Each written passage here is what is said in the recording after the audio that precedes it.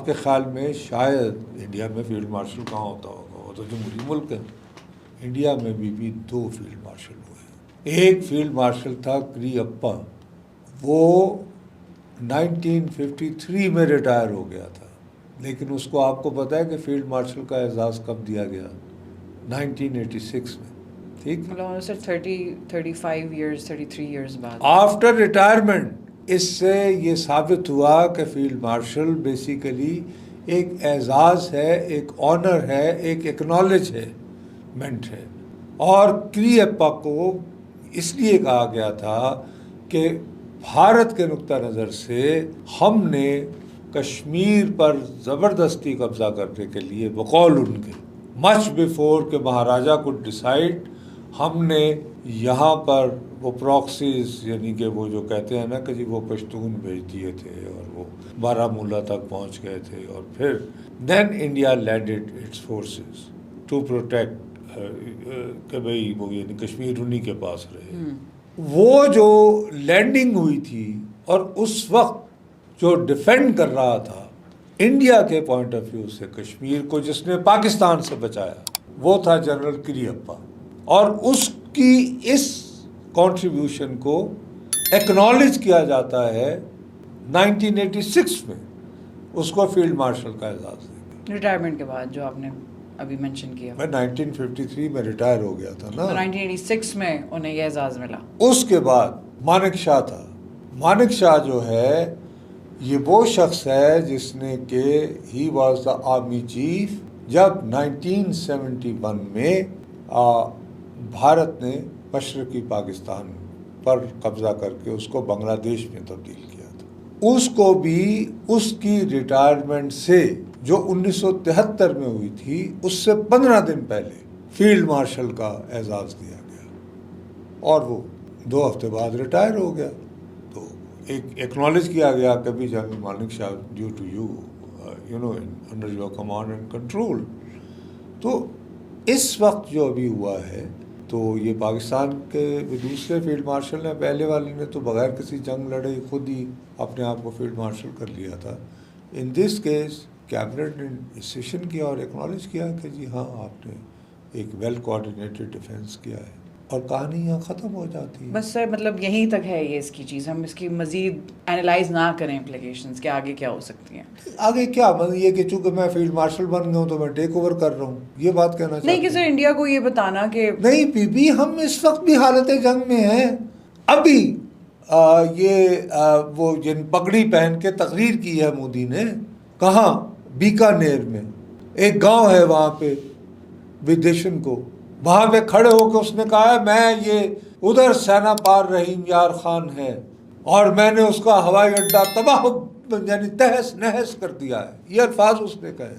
और पाकिस्तान के साथ ना ट्रेड होगी ना टॉक्स होंगे, ये कल का है उसने।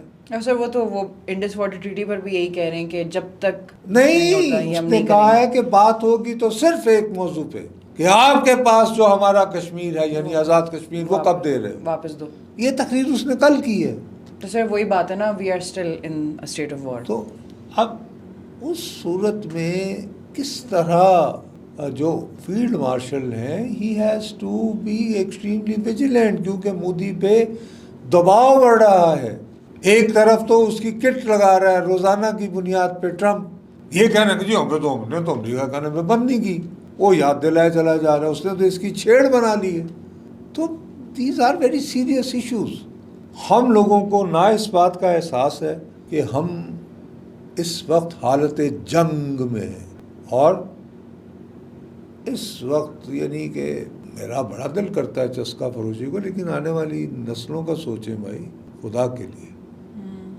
सो दीज आर सीरियस इश्यूज हैं ये सर, वी शुड नॉट इसके टेक देम लिए लाइटली। मेरा अपना ख्याल है कि हमें ये मैसेज कन्वे करना था कि भाई वी आर फुली प्रिपेयर्ड, और हमारे यहाँ हमने फुल कमांड एंड कंट्रोल जो है वो, आइए आप कोई भी हरबा इस्तेमाल कीजिए तो हमारे पास एक यूनिटी ऑफ कमांड की सूरत में आपके पास हर हवाले से हमाजती रिस्पांस देने को हम तैयार हैं। This is message, this message. दूसरी बात ये है कि हमने भारत को ये कन्वे किया है कि मियाँ ये जो तुमने जंग हम पे मुसल्लत की थी ये हमने जीती है, इसलिए हम अपने आर्मी चीफ को फील्ड मार्शल बना रहे हैं। अगर तुमने जीती होती तो तुम भी मानक शाह की तरह या करियप्पा की तरह अपने आर्मी चीफ को फील्ड मार्शल बना। ये भी एक मैसेज इससे ज़्यादा।